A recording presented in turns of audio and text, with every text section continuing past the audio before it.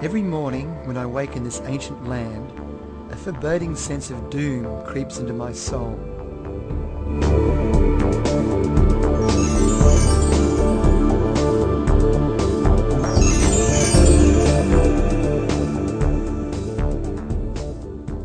This is the Olympic Dam uranium mine in South Australia. Beneath that red desert soil below lies the largest known deposit of uranium in the world.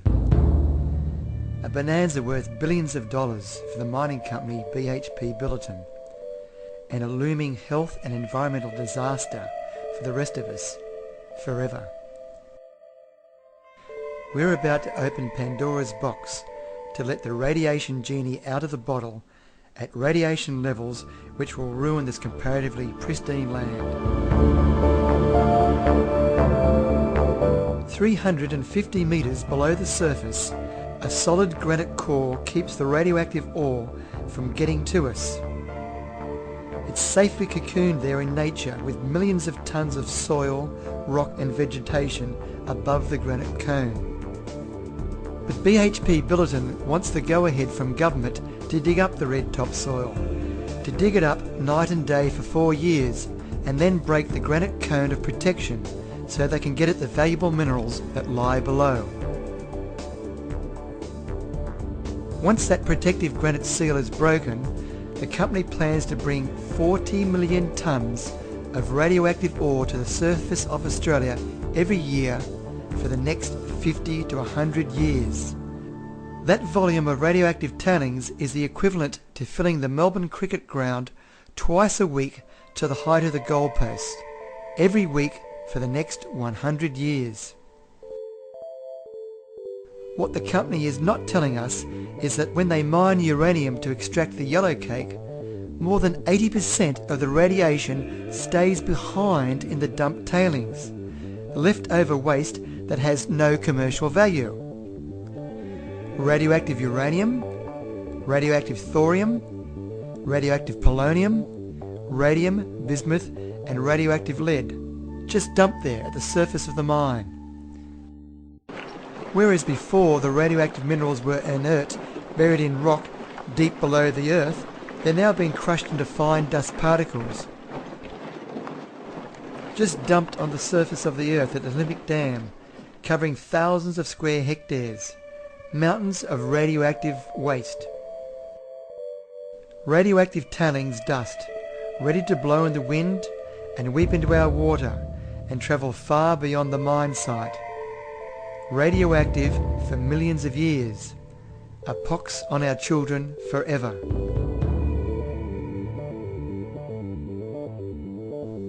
The red dust of Central Australia regularly turns up on the snowy mountain slopes of faraway New Zealand. As the crow flies, it's a mere skip and a jump of 500 kilometres to downtown Adelaide. As the wind blows from Olympic Dam, it's only 1,300 kilometres to Sydney, 1,000 kilometres to Melbourne. And then there's the radon gas. Olympic Dam will be a massive open-cut mine, the biggest hole ever sunk into the heart of Australia, a hole 3 kilometres wide and 1.5 kilometres deep.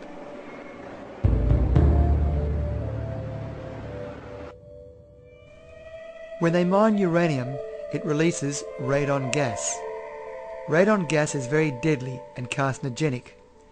It's 7 times heavier than air, so the radon doesn't just evaporate into outer space. It's a very mobile gas, so radon can easily travel 1,000 kilometres or more in its radioactive half-life of 3.8 days. Radon is odourless, so you don't know you're even breathing it in.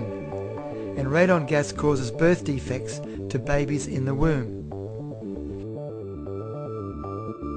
Long after the company executives have made their big profits and gone, long after the politicians have collected their superannuation and moved on, that radioactivity will be leaking into our environment.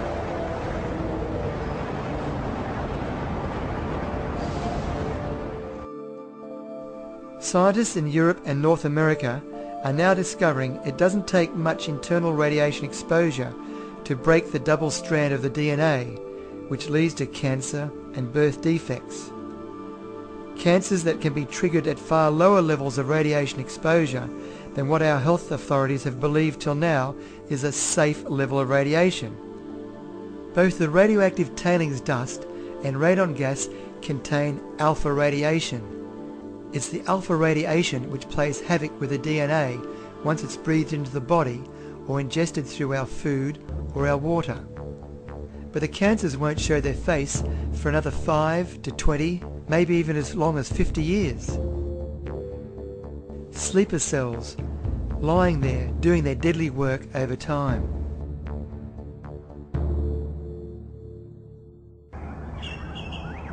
All that glitters is not gold. We elect our politicians trusting them to make informed decisions.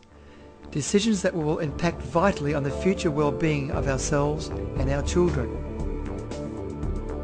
Will we, for the sake of windfall profits for BHP Billiton and a handful of jobs, allow the federal and the South Australian state governments to approve the Olympic Dam expansion, and in so doing reap a spiral of cancer and birth defects, the like of which this nation has never known? The choice is ours.